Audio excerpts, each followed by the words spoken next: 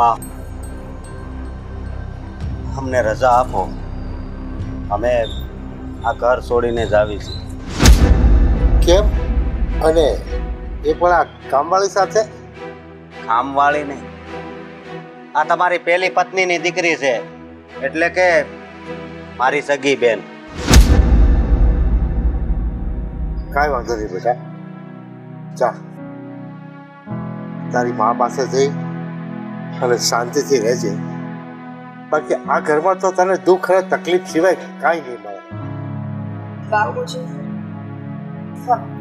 આટલા સમયથી તો કોઈ દિવસ મેં બાપુજી કીધું નથી, પણ આજે હું તમને બાપુજી કહું છું. મને ખબર છે કે આ ઘરમાં હું આટલો ટાઈમ કામવાળી તરીકે રહી, પણ મેં તો હંમેશા તમને મારા પિતા જ ગણ્યા હતા.